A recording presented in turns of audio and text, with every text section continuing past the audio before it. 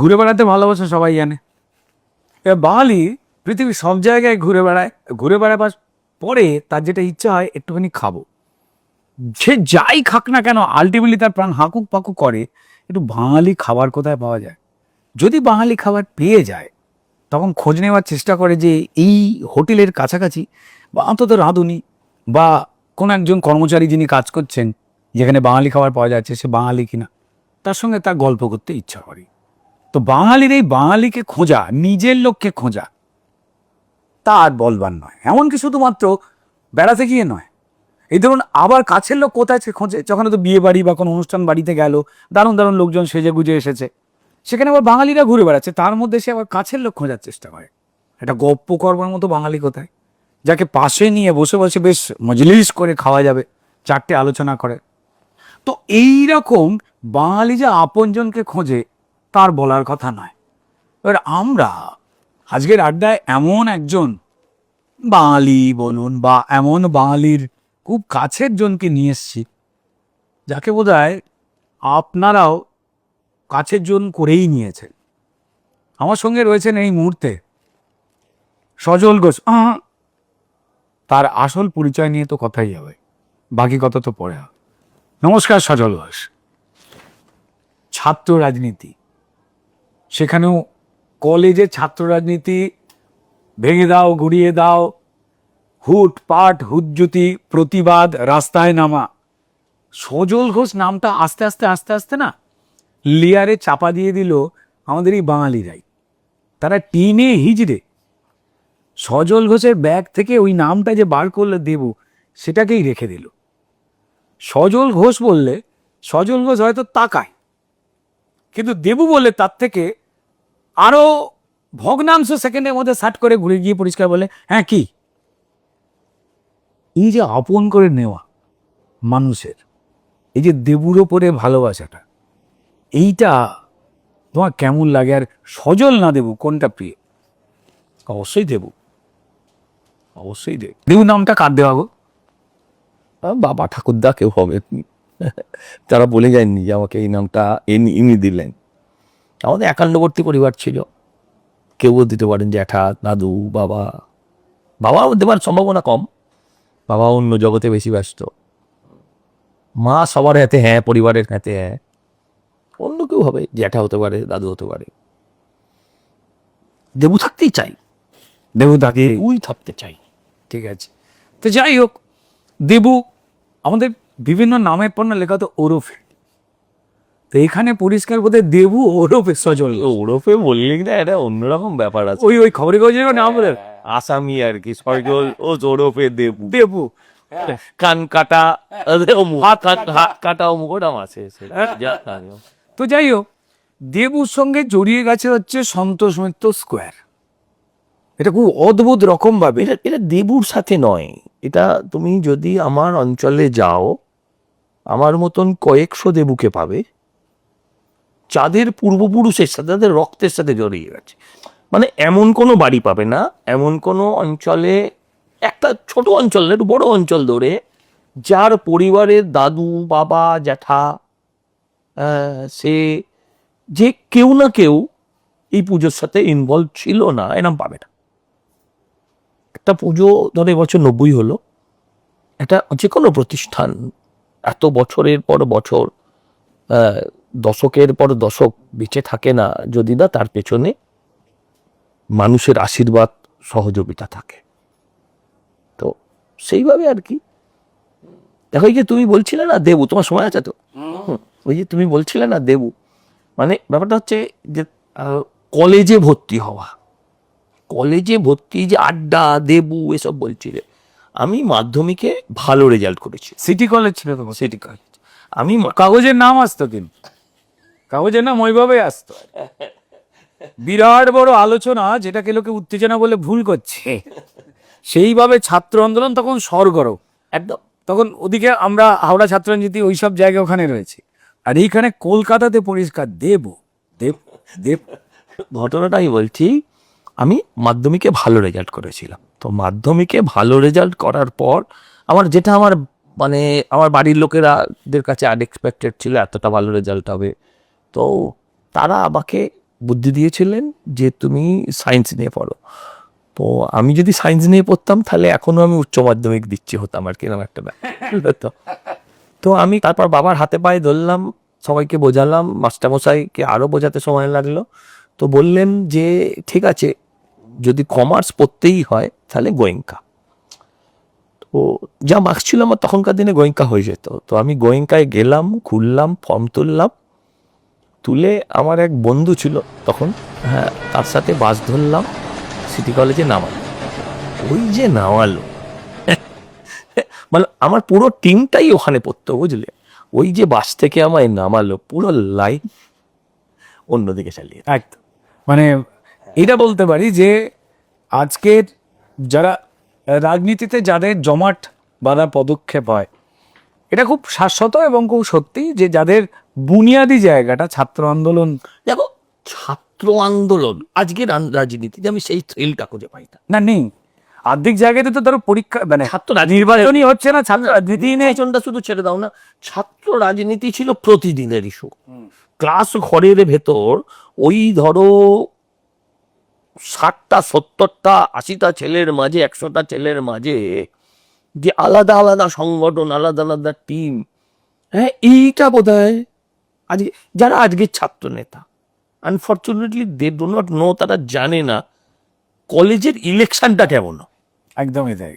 10টা বছর, can imagine, 10টা বছর ছাত্র রাজনীতি নেই। তুমি আজকের রাজনীতিতে যাদেরকেই দেখবে, মানে আজকের রাজনীতিতে ছাত্র রাজনীতির লোক নেই, তার থেকে আগে তুমি যাদেরকেই দেখবে, ধরো সুব্রত মুখার্জি, প্রিয়রঞ্জন দাসবংশী, হ্যাঁ, তুমি ধরো সোমেন মিত্র, সিপিএম এ চলে যাও, সুজন চক্রবর্তী, মোহাম্মদ সেলিম, তুমি যাদের দেখবে সকলেই, মমতা ব্যানার্জি, সবাই ছাত্র রাজনীতির প্রোডাক্ট।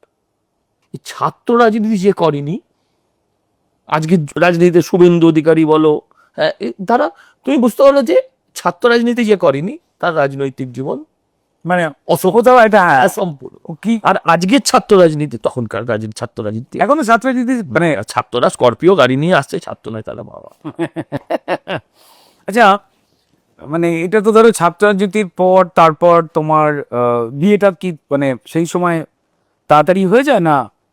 আর একটু এইভাবে তোমার মানে আরে না, জিজ্ঞাসা করলে আমরা ছবিতে দেখি, তারপর প্রচুর মানুষ যারা সন্তোষ বিতোষ করে, সেখানে তোমার স্ত্রী এবং শুধু স্ত্রী একা নয়, তাদের একটা বিরাট বড় একটা মহিলা টিম, বাঘা টিম, তারা মানে ওই চেটেপুটে বলে যে খাদ্য মেলাটা হয় রকমের, আমি সেখানে যাওয়ার সুযোগ পাই, উদ্বোধন খাওয়ার সুযোগ পাই, এবং তারপর আরো নানাবিধ ওই যে মেলাটা তো আমাদের একটা অদ্ভুত, আমাদের সংস্কৃতির সঙ্গে জড়িয়ে, সেটা তো প্রায় ধ্বংসের জায়গায় চলে গেছে, কিন্তু এই কলকাতা শহরে সেখানে যে এরকম একটা মেলা হতে পারে, সেটা কিন্তু লোকে ওই সন্তোষ মিত্র স্কোয়ারের ওই চৌহদ্দিটাতে আমি গিয়ে নিজে দেখেছি যে হ্যাঁ, বাঙালি বাঙালি আছে। না, বাঙালি মানে বাঙালির দুটো ব্যাপার হচ্ছে। ব্যাপার দেখো, অনেক বাঙালিকে জিজ্ঞাসা করতে যে তুই বেঁচে আছিস কেন, সে বলবে খাবার জন্য। মানে বাঙালি বেঁচে আছে কিন্তু খাবার জন্য। কিছু লোক এখন অসভ্যের মতন বাংলা, বাঙালি, বাঙালির খাবার, এসব নিয়ে আলোচনা করছে। বাঙালির খাবার চিরকাল তার ভ্যারিয়েশন ছিল। মা জেঠিমা যেমন রান্না করেছে, বাংলায় সাউথ ইন্ডিয়ান হোটেল আজ থেকে ছিল না, বহু বছর আগে। সাউথ ইন্ডিয়ান হোটেল মানে সেগুলো কিন্তু ভেজ। সাউথ ইন্ডিয়ান হোটেলে মটন কষা পাওয়া যায় না, তো সাউথ ইন্ডিয়ান হোটেল ছিল বাংলার। বাঙালি মানেই একটা খাওয়ার ব্যাপার আছে। দেখো, আগে আমরা ছোটবেলায় না রথের মেলা দেখতাম আমার পাড়ায় মৌলালির মোড়ে, জানো সে মেলাটা এখন আর হয় না। 1 মাস ধরে চলতো, পাখি, খেলনা, ওই সেই ক্যাপোলা বন্দুক, তারপর ছিপি লাগানো বন্দুক, মারলে ঠাঁই করে গিয়ে তোমার গায়ে লাগবে, সাবান উপহারে সাবান, সাবান, চুগলি, মগ, তো সে এই জিনিসগুলো তো আজকে হারিয়ে গেছে। আবার সম্পূর্ণ যদি ওইটাই করি, তাহলে ওটাও আবার যদি ওটাকে পেরিয়ে আনার চেষ্টা করি, সেটাও চলবে। তো সেই জন্যই একটা মেলার করেছিলাম, যেখানে তুমি অনেক যে বাঙালির না খাওয়া জিনিস এখন হারিয়ে যাওয়া, ধরো পিঠে, এই যে যারা মাছ মাংস করে বেড়াচ্ছে, তারা জানে না যে বাঙালি একটা সময় এই নবান্নে যখন আমাদের ওই শীতের মুহূর্তে আমরা পিঠে খেতাম বাড়িতে, নতুন চাল। নবান্ন বলতে ওই নবান্ন নয়, না আছি, রাম রাম, হ্যাঁ, তো ওর মধ্যে যাচ্ছি না। তো এগুলো চলতো, কিন্তু এখন সেগুলো আর পাওয়া যায় না। সেগুলো আমরা ওখানে আনি, যে ঢেঁকিতে চাল কোটা চিপে, হচ্ছে, চিপে সেটা দিয়ে তোমায় বানিয়ে দেওয়া হচ্ছে। পুরো প্রসেসটাই আজ হয় জানা, মানুষের কাছে সেটা তুলে ধরার চেষ্টা করি। বাঙালি পদ আনি, হ্যাঁ, বাঙালি মানে কি শুধু চাইনিজ থাকবে না, বাঙালি খেতে পছন্দের খাবার। সব সব বাঙালি পছন্দের খাবার, হ্যাঁ, সমস্ত কিছুই হতে পারে। তোমার আরেকটা জিনিসের জায়গা যেটা তোমার ওখানে রেয়ার, যেটা বলতে বলতে ওটা হলো, সেটা হচ্ছে পাখির একটা মেলা। ঠিক আছে, সেটা ব্রিলিয়ান্ট। মানে আমি সেখানে গিয়ে যে ধরো মজাটা পাই, আমার খালি মনে হয় যে আমি কোথাও শুধু তো মানে বাঙালি তো আছি, বাঙালিয়ানা তো রয়েছেই, আর তার সঙ্গে সঙ্গে কোথাও যেন মনে হয় যে বয়সে যারা থাকি না কেন, একটা শৈশবের মধ্যে কোথাও একটা দেখো, থেকে গেছি। ফুল, পাখি, শিশু, গান যে ভালোবাসে না, সে আর যাই হোক, সে মানুষ, হ্যাঁ, মানে অন্য সে মানুষ, মহামানব তো হতে পারে, তোমার আমার মতো মানুষ। ওখানে আমরা এটা ধরো, ওই পাখির মেলা যেটা তুমি বললে, এটা 30 বছর চলছে হবে হয়তো। তো এটা হচ্ছে যে পাখিগুলোকে তুমি শেখো, পাখিকে জানো। পাখিগুলো সবচেয়ে বড় মানে এখানে আমাদের মেলাটা, যে বেশিরভাগ পাখি ওপেন, খোলা দাঁড়িয়ে আছে, তোমার কাঁধে আসছে, তোমার পিঠে বসেছে। এবং এটা হয়তো অনেক মানুষই জানে না, ধরো পশ্চিমবঙ্গে কমসে কম 1 লাখ ছেলের, কমসে কম 1 লক্ষ ছেলে মেয়ের পেট চালাই পাখিগুলো। বাপরে। এটা আমরা আমরা বেকার বলি তো পশ্চিমবঙ্গে, এই বেকার শব্দটার পেছনে আমাদের অলসতাও আছে, অলসতাও আছে। আর এই পাখির, এই যারা পেট চালায়, হ্যাঁ, তাদের বেশিরভাগই কিন্তু মাধ্যমিক পাস আর কি, এই জায়গা। মানে যারা আনস্কিল্ড বেশি, যাদের এডুকেশন একটু কম, তাদের পেট চালায় কিন্তু পাখি, এই পাখি, কুকুর, এরম ধরো প্রচুর। তো এই যে দেবু, এই যে পাড়ায় লোকজনের একটা বিশ্বাস, একটা ভরসা, একটা ভালোবাসা, এই জায়গাটাতে কোথাও ওই মাটিটা, বিশেষ করে আমাদের শুধু পশ্চিমবঙ্গের রাজনীতির মাটি তো ডেফিনেটলি আমি বলবো, তার সঙ্গে সঙ্গে এই যে নর্থ কলকাতা, সেন্ট্রাল কলকাতা, এই যে জায়গার মধ্যে প্রদীপ ঘোষ, দেবুর বাবা, বা সজল ঘোষের বাবা, ঠিক আছে, তার ধরো কোন জিনিসটাকে এখনো ধরো তোমাকে টেনে নিয়ে বেড়ায়? কারণ অনেকেই, আমি পার্সোনালি আলোচনা করতে শুনেছি আর কি, যে বাবাও এমন ছিল, মানে প্রদীপ বাবুও এমনটা ছিলেন যে সারাক্ষণ, মানে তার সঙ্গে না একটা প্রখ্যাত রাজনৈতিক ব্যক্তিত্ব, ঠিক আছে, কিন্তু রাজনীতি কথাটা আজকের দিনে মানে পাল্টাতে পাল্টাতে একটা বক্সের মধ্যে তো মানুষকে এনে দিয়েছে, যে এইটা করা মানে রাজনৈতিক কর্মসূচি। আর ঠিক রাজনীতির জায়গায় নেই, হ্যাঁ। আর ব্যাপারটা হচ্ছে, আমার মানে এই যে তুমি বললে না আমার বাবা, আমি তার থেকে বেশি ভালোবাসি আমি বাবার ছেলে, মানে আমি সজল ঘোষের বাবা প্রদীপ ঘোষ নয়, প্রদীপ ঘোষের ছেলে সজল ঘোষ, এটা ভাবতেই আমি বেশি ভালোবাসি। আর বাবা এটাই ভাবতে ভালোবাসতেন। তো ঘটনা যেটা হচ্ছে, আমার বাবা সব ব্যাপারেই আমার বাবা আর কি। তো আড্ডাবাজিতেও, এই ধরো তুমি বলছো গুরু গম্ভীর রাজনীতি ব্যক্তিত্ব, তুমি যদি আমার পাড়ায় কোনো দিন যাও, সেই লোকগুলো এখন সংখ্যায় কমে যাচ্ছে, কারণ তারা বেশি বয়স হয়ে যাচ্ছে, চলে যাচ্ছেন। যারা আছেন তাদের যদি তুমি জিজ্ঞাসা করো, তারা বলবে যে এরা যা করতো ওরে বাবা, পাড়ার মধ্যে এই যে পাড়া ব্যাপারটা, এত আড্ডাবাজি, এত, হ্যাঁ, এই সারাক্ষণ সুখ দুঃখে একে অপরের সঙ্গে আড্ডায় না, আড্ডার কোনো সীমা হয় না, সীমানা পেরিয়ে, অনেকে বলে না সেরকম, আড্ডা হচ্ছে সব সীমানা পেরিয়ে। ওখানে তুমি ওই একদম মহাকাশ থেকে ব্ল্যাক হোল তুমি সব পাবে। আড্ডায় যে জ্ঞান অর্জন করা যায়, হোয়াটসঅ্যাপে তুমি সেই জ্ঞান অর্জন করতে পারো, বুঝতে পারলে? তো মানে ওটা একটা আলাদা ইউনিভার্সিটি। তোমার সঙ্গে সাপের একটা নিবিড় এটা সম্পর্ক, ইতিহাস, হ্যাঁ, ঠিক আছে, সাপ আবার কি করলো? আমরা তথ্য অনুসন্ধান করতে গিয়ে দেখতে পেয়েছি, বুঝতে পারলে?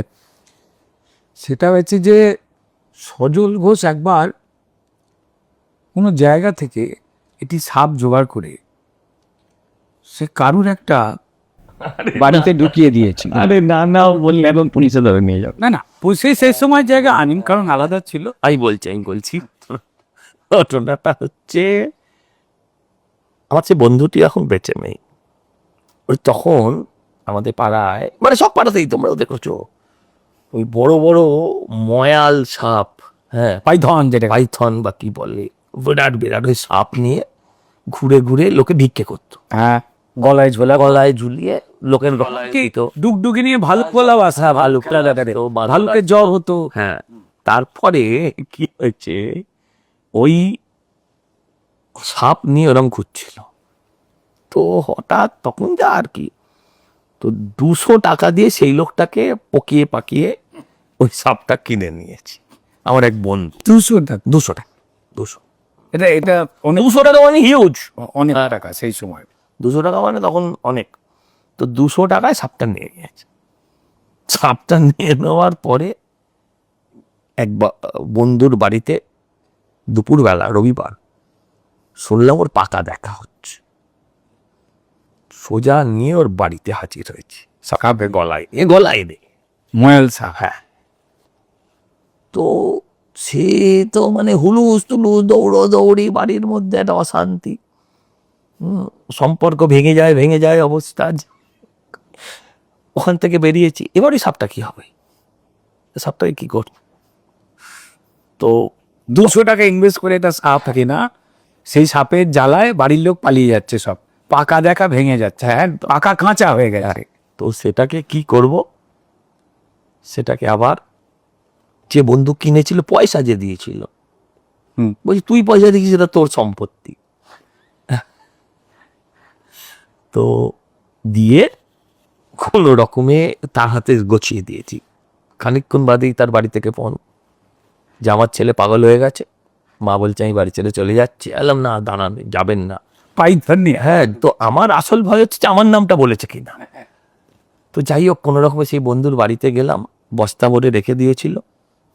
সেই বন্ধুর বাড়ি থেকে আবার 200 টাকা, এবার আমার গেল আর কি। হ্যাঁ, বললো তোর বুদ্ধিতে। 200 টাকা দিয়ে আবার গেলাম হচ্ছে সাপটা নিয়ে সেই লোকটার কাছে। না, টাকা কোথায় পাবো, সে 200 টাকা নিয়ে চমৎকার। কোথায় চলে গেছে।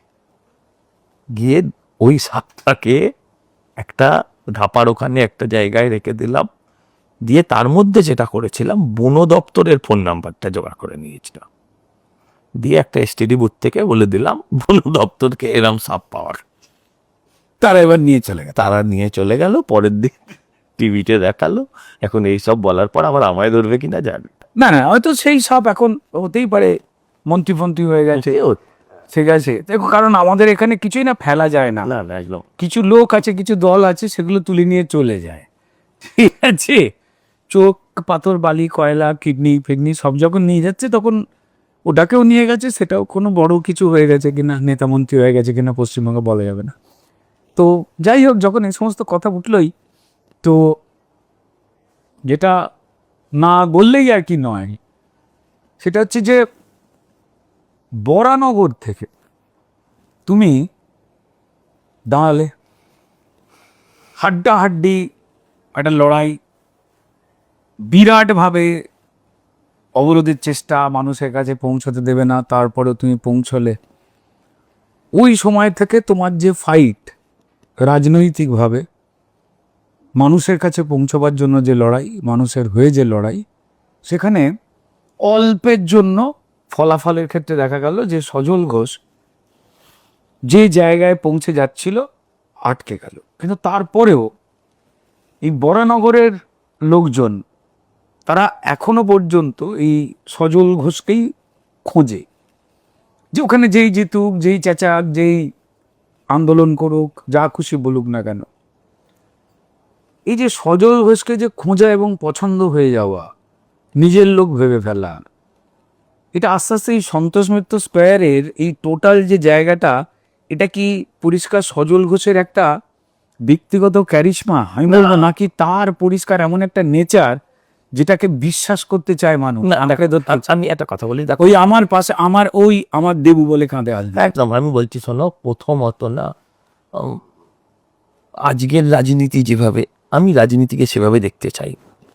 এবং সত্যি বলছি আমি তোমায়, বরানগরে 3 বছরে ভারতীয় জনতা পার্টির ভোট বেড়েছিল 11,000, ওদের ভোট কমেছে প্রায় 16-17,000। 85,000 পেয়েছিল, এবারে 69,000 পেয়েছে। হুম। বাকিটা তুমি ক্যালকুলেশন করো। আমাকে ওরা হারাতে পারতো না, আমাকে না, মানে বিজেপিকে ওরা হারাতে পারতো না। এই যে তৃতীয় শক্তি, তৃতীয় পক্ষ আর কি, সেই সিপিএম হঠাৎ করে 26,000 ভোট টেনেছিল। ওই বাড়তি ভোটটা, যেটা আগের বার 20,000 ছিল, যেটা তৃণমূলের সাহায্যে চলে গেল। একদম সেই কারণে ধরো পড়া যায়। আমি রাজনীতির যখন শব্দ শুরু করলে আমি একটা জিনিস চাই, এবারে দেখো, সব সিটে আমরা জিতবো না, 294টা সিটে তো আমরা জিতবো না, কিন্তু আমাদের লক্ষ্য রাখতে হবে 294টা সিটে যাতে তৃণমূলকে হারানো যায়। এটা একজন ভারতীয় জনতা পার্টির একজন কর্মী হিসেবে বা অন্য রাজনৈতিক দলের কর্মী হিসেবে কারোর পক্ষে মুখে বলা সম্ভব না, কিন্তু এই কথাটা আমরা বলতেই পারি, আমরা যেখানে জিতবো না সেখানে তোমাদের হারানোর কারিগর হবো। আচ্ছা, যেখানে আমরা জিতবো না তৃণমূল, সেখানে তোমাদের আমরা হারানোর কারিগর হবো। এই জায়গাটা ফিক্স করা উচিত। বাইনারি বাইনারি বাইনারি পলিটিক্স বলছে তো কেউ কেউ, বিশেষ করে এটা সিপিএম কংগ্রেস বলছে, আমি জানি না, ওরা যদি শূন্যে বেঁচে থাকতে চায়, ওরা যদি সংখ্যায় না আসতে চায়, কি করবে তুমি আর কি করবো আর, সেটা প্রশ্ন না, কিন্তু যদি বাইনারি হওয়া উচিত, ভোট বাইনারি হওয়া উচিত, pro and no, pro Mamata, no Mamata. এর বাইরে নির্বাচন হলে যে যন্ত্রণায় আমরা ভুগছি সেই যন্ত্রণা থেকে মুক্তি হবে না। আমরা সব সিট পাবো না, আমরা বলছি আমরা হারানোর কারিগর হবো তৃণমূলকে। অন্য জায়গায় যারা পাবে না তাদের এই অঙ্কটা ভাবা উচিত, এই কথাটা ভাবা উচিত। হ্যাঁ, আমাদের ইজিমেল লড়াই তারপরে হবে, 31-এ কি হবে, তোরা তো শূন্যের খরা কাটা, ওটা কি চায় ওরা জানে। আমি একটা কথা বলো, সেটা যে ধরো আমাদের এই রাজ্যে খারাপ লাগে, কষ্ট লাগে, চোখের জল নিয়ে এই বিভিন্ন ভাতার লাইনে মানুষ দাঁড়াচ্ছে, ঠিক আছে, যাদের হয়তো মাইনে তোলবার অফিসে বা কোনো জায়গায় চাকরি করে বা কাজ করে, তাদের ওই লাইনে, মাইনে তোলার লাইনে দাঁড়াবার যোগ্যতা বা কথা, কেউ এমটেক, কেউ এমএ, কেউ এমএসসি, আরো অনেক ডিগ্রি নিয়ে দাঁড়াচ্ছে আর কি, উল্লাস করছে সেটাকে দেখে এই রাজ্যের শাসক দল। চোখের জলটাকেই তারা তাদের সফলতা বলছে, সেটা নিয়ে কষ্ট পাচ্ছে প্রচুর মানুষ। আর ওই যে ছেলেমেয়েগুলো দাঁড়াচ্ছে, এমনকি তাদের বাবা মায়েরাও বিটেকের ডিগ্রি নিয়ে এসে চোখের জল ফেলে দাঁড়াচ্ছে, এটাকে নিয়ে তারা উল্লাস করছে। কি বলবে সজল ঘোষ? দেখো, আমি প্রথম বলবো যা দিচ্ছে নিয়ে নাও, যা দিচ্ছে নিয়ে নাও, কারণ এটা মানুষের ট্যাক্স। ভাই এই তো আমারই টাকা, আমার টাকা, যা দিচ্ছে নিয়ে নাও। আমি তোমাকে একটা কথা বলি, যে 1 কিলো বা 1.5 কিলো পাঁঠার মাংসের দরে নিজেকে বিক্রি করে দিও না, নিজেকে বলির পাঠা বানিও না।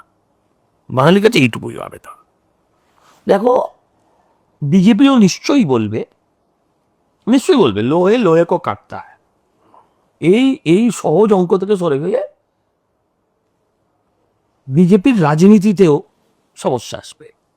বিজেপি নিশ্চয়ই বলবে যে লক্ষ্মী ভাণ্ডারের থেকে অলরেডি আমাদের বিরোধী দলনেতা বলেছেন, তাকে অনেকে সমর্থন জানিয়েছেন, 3,000 টাকা অন্নপূর্ণা ভাণ্ডার দেব। 3,000 টাকা অন্নপূর্ণা হোক বা 1,500 টাকার লক্ষ্মী ভাণ্ডার হোক বা 1,500 টাকার বেকার ভাতা হোক, সবগুলোকেও তুমি জ্বললে তোমার সংসার চলবে। কর্মসংস্থানটা দরকার। সংসার চলবে না। তো এই জায়গাটায় আমার বক্তব্য যে বিজেপি 3,000 ভাতা দেবে, শুধু এটা ভাববেন না, শুধু এটা ভাববেন না বিজেপি 3,000 ভাতা দেবে, তার জন্য ভোট দেবেন না। আমার বক্তব্য হচ্ছে লক্ষ্মী ভান্ডার, যুবশ্রী ভাতার জন্য আপনি ভোট দেবেন না। যুবশ্রী না, কি নাম, যুবসাথী, একই একই একই থেকে ওই একই বিড়াল দেখানো হচ্ছে। হ্যাঁ, প্যাকেটটা পাল্টানো, ওর স্টিকারটা পাল্টেছে। আমার বক্তব্য হচ্ছে যে আপনি এটা দুটোর কোনোটা দেখেই ভোট দেবেন না। আপনি পশ্চিমবঙ্গকে দেখে ভোট দিন, আপনি সারা দেশটাকে দেখে ভোট দিন। যে আমি বলছি যে CPM time tested, Congress time tested, Trinamool time tested, আমাদের অনেক নেতা বলছেন যে বিজেপি টাইম টেস্টেড নয়। আমি বলছি বিজেপিও টাইম টেস্টেড। তাকাও উড়িষ্যা, দেখো বিহার, দেখো ঝাড়খণ্ড আমাদের নেই, তাতেও ওরাও কিন্তু আসলে সব হয়ে গেলে না মুশকিল, কোনটা কি বেরিয়ে পড়ে। মুশকিল হচ্ছে ওটাও কিন্তু ওরা কিন্তু কেন্দ্রের যে প্রকল্পগুলো সেগুলো কিন্তু আটকাচ্ছে না, না, একদমই মানুষের জন্য, মানুষের জন্য ওরা ছেড়ে দিচ্ছে, এখানে আটকাচ্ছে। হ্যাঁ, এখানে আটকে দিচ্ছে। যে আয়ুষ্মান ভারত আছে, তাই তো, হ্যাঁ, বিশ্বকর্মা আমার বক্তব্য হচ্ছে তুমি এইগুলোর দিকে তাকিয়ে দেখো। তা তুমি আচ্ছা সত্যি কথা বলো, আমরা বিহারের লোকেদের কি বলতাম? পিছিয়ে থাকা। না, আমরা কি বলে ডাকতাম? ওরা আমার বন্ধু হলেও ব্যঙ্গ করতাম, বেটা বিহারি, হাঁটুতে বুদ্ধি, বলতাম না। আমরা উড়িষ্যার লোকেদের কি বলতাম? বেটা উড়িয়া, উড়ে। মানে এই অর্থনৈতিক ভাবে পিছিয়ে যাওয়াটাকেই এরা আমাদের বাড়িতে এসে এরা আমাদের রাজ্যে কি কাজ করতো? এরা আমাদের রান্না করতো, সাহায্য, এরা জল তুলতো, এরা ভারীর কাজ করতো, জল নিয়ে আসা, ওই তো জল নিয়ে আসতো, রান্না করতো। উড়িয়া হোটেল ছিল, কল মিস্ত্রি ছিল। আমার বাংলার ছেলেরা ওখানে পড়তে যায়, ওখানে চাকরি করতে চায়, এই কাজগুলোই করতে যায়, এই কাজগুলো ওরা করতে যায়। পাল্টে গেছে পুরো। তুমি ভাবো এটা এটা কতটা যন্ত্র। তা অর্থনৈতিক ভাবে, সামাজিক ভাবে না, আমি যেটা বলতে চাই যে বিজেপিও টাইম টেস্টেড, বিজেপিও টাইম টেস্টেড। তুমি সারা রাজ্য দেখে ভোট দাও, তুমি বিজেপির 3,000 টাকার অন্নপূর্ণা ভান্ডার কিংবা মমতার যুবক সাথী বা লক্ষ্মী ভান্ডার দেখে ভোট দিও না, ভবিষ্যতের কথা ভেবে ভোট দাও। আর এই ভোট এলেই আবার মাকুড়া এসে বলবে কি বলতো, বলবে বাজারে এই চালের দাম কত, আলুর দাম কত, পেঁয়াজের দাম কত। এবারটা ওইটা থেকে ওদেরকে বলুন বাদ দিতে। এবারে হচ্ছে মায়ের সম্মানের দাম কত, বোনের ইজ্জতের দাম কত, আমার বেকার ছেলেটার বাড়ির তার চাকরির দাম কত, আমার পরিবারের আমার প্রিয়জনেদের দাম কত, 10 লাখ। এর দিকে তাকিয়ে যেন ভোটা। আমার এটাই আবেদন মানুষের কাছে। পশ্চিমবঙ্গে এক এক শিল্প কলকারখানাগুলো গেছে, সবাই জানে।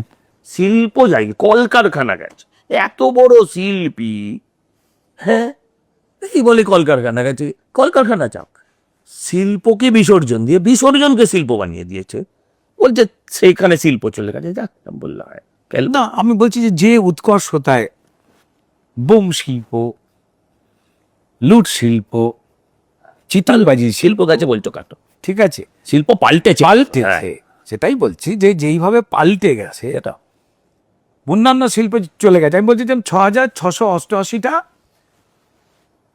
পরিষ্কার কারখানা তুমি ভুল করছো বস। হ্যাঁ, মমতাদি বলতেন 50,000 কলকারখানা বন্ধ হয়ে গেছে সিপিএম এর যাওয়া নয়। তো সেই 50,000-এর কতগুলোকে রিভাইভ করলি? নাই, সে তো কিছু সেটা তো একটাও করলি না, সব করলো ওগুলোকে, প্লাস 6,688টা চলে গেছে। সিপিএম 50,000 কলকারখানা নাকি 1,000 লিস্টেড কোম্পানি সেগুলো গেছে।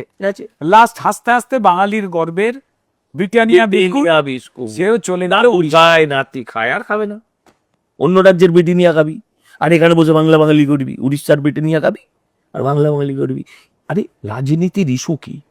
রাজনীতির ইস্যু হচ্ছে নরেন্দ্র মোদী কেন স্বামী রামকৃষ্ণ বলেছে।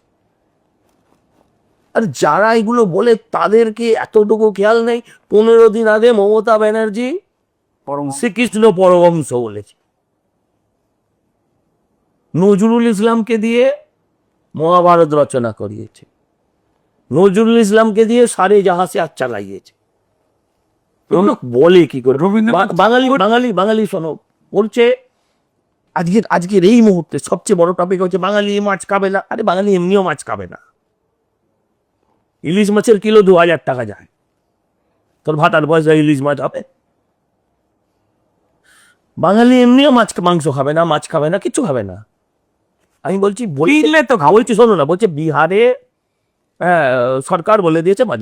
এত মিথ্যাবাদী, এত মিথ্যাবাদী। হ্যাঁ, যেদের মিথ্যাশ্রী প্রকল্পের জন্য চালু করা উচিত।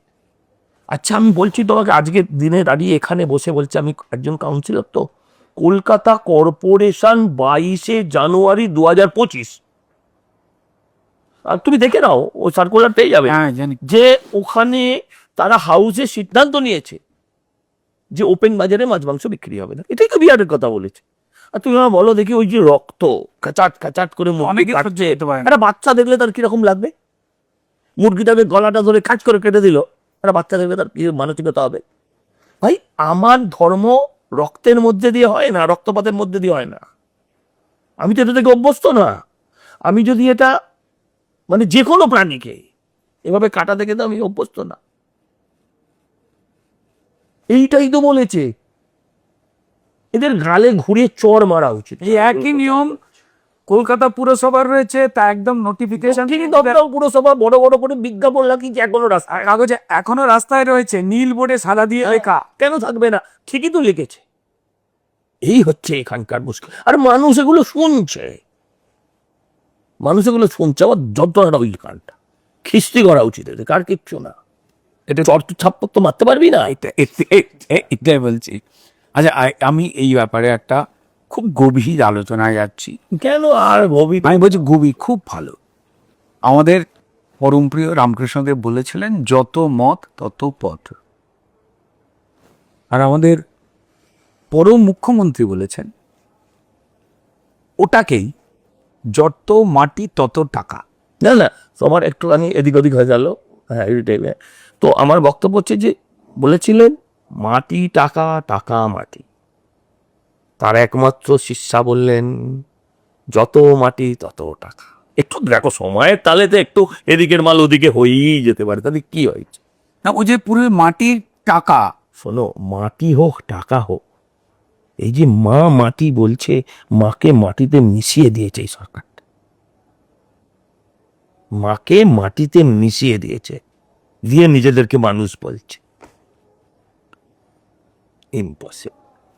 ধরো ইম্পসিবল এই বিষয়ের মাঝখানে, ধরো তর্কের খাতিরে, ধরো তোমাকে বললাম যে একটা সিনেমা এসেছিল অনিল কাপুরের, একদিনের মুখ্যমন্ত্রী একদিনের প্রধানমন্ত্রী। এই যে স্বপ্নগুলো আসে বিভিন্ন জায়গায়, প্রচুর মানুষ জিজ্ঞেস করেন বিভিন্ন মানুষকে। আমিও ধরো তোমায় করছি, আমাকেও লোকে করেছি। ঠিক আছে, ধরো তোমায় একদিনের জন্য যদি পশ্চিমবঙ্গের মুখ্যমন্ত্রী করে দেওয়া হয়, তাহলে কোন 2-3টে বস্তু তুমি দিনান্দায় বলবে এগুলো চেঞ্জ হওয়া উচিত? আমাকে মিনিমাম 7 দিনের করে আচ্ছা, দিলাম। সুবিধা। মানে আমি তো অনিল কাপুরও নয়, আবার এইসব বললো না, আবার কাপুর ফাপুর বললেই আবার বলবে অবাঙালি অবাঙালি সেন্টিমেন্ট।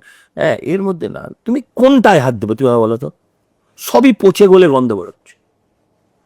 আমি ওই গলায় টাইপরাইটার ঝোলানো একটা টাইপিস্টকে আর বলবো ফ্যাক্স মেশিন অন কিজিয়ে, এই সব পুরো সিনেমায় হয়। তুমি কোনটায় হাত দেবে? আমি প্রথম হচ্ছে একজনকে জেলে পড়ব, দুজনকে জেলে পড়বো। আচ্ছা, অপূর্ব বেশি ভাই বোকে আগে ফার্স্ট হচ্ছে জেলে পড়বো, যদি এগুলো হয় আর কি। হ্যাঁ, তো এতে এইসব বললে তো আমার চাকরি চলে যাবে না। না না না, যাবো চাকরি কে নেবে? না না, বলছে দল যদি বলে তুই মুখ্যমন্ত্রী হতে চাই। না না, ওদের এমনি সবার চাকরি খুব পেরেশানি। ও ঘটনা হচ্ছে যে আমার যেটাই প্রথম হচ্ছে এদেরকে মানে আমি জেলে পড়ব। যে অর্থনৈতিক সামনে করেছে, এদের আর কোনো জায়গা নেই। আর বাকি দেখো, আমি তোমাকে বলছি, দেখো তুমি মজার ছলে বললে, কিন্তু তুমি সিরিয়াসলি যদি ভাবো, যে সরকার আসবে তাকে সংস্কারের পথে ভয়ঙ্করভাবে আঁকতে হবে। একটা সেক্টর ধরো, বামেরা অনেক বেকারত্ব রেখে গেছে।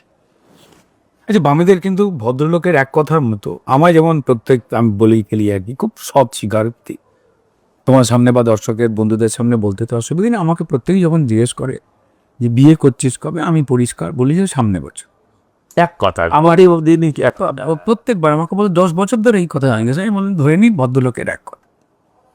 তো ঠিক তেমনই তুমি নেক্সট ফাগুনেও বলতে পারো, একই রকম খারাপ কিছু না। তো নেক্সট অর্গানের ঠিক তেমনই আমাদের এই প্রত্যেকবার ভোট এলে তৃণমূল দল, বিশেষ করে মমতা বন্দ্যোপাধ্যায়, তিনি বারবার বলেন 294টাতে আমি প্রার্থী। তো সেটা কি এবার কি মনে হচ্ছে এবারের যে হাওয়া, আর বলতে পারবেন না, কেউ বিশ্বাস করবে এখন? প্রথমত ওরা সততার প্রতীকটা আর কিন্তু কেউ লেখে না, না, খুব লজ্জা পেয়েছে এটা। ওটা কিন্তু আর কেউ লেখে না। দেখবে এগুলো তো কাউকে লেখাটা শেখাতে হয় না, এগুলো তো আমাদের ভেতর থেকে আসে না। লিখতে পারছি না। সততার প্রতীক মমতা, এগুলো কিন্তু ওরাও আর লিখতে পারছে না। আরে ওরা বলতো যতই করো চেঁচামেচি, নবান্নে আবার হাওয়াই চটি, এগুলো আবার বলছে না, হাওয়াই চটি শব্দটা আবার বলছে না। ওরা কিন্তু এটা বুঝতে পেরেছে যে মানুষের কাছে মুখোশটা খুলে গেছে, শুধু মানুষের কাছে না। তুমি কি করে বলবে বলো তো দেখি? আমরা বলতাম সোমেন মিত্র জিন্দাবাদ। আমি কোনোদিন ভাবিনি আমার সোমেন মিত্র চোর, আমি কোনোদিন ভাবিনি আমার সোমেন মিত্র দুর্নীতিগ্রস্ত।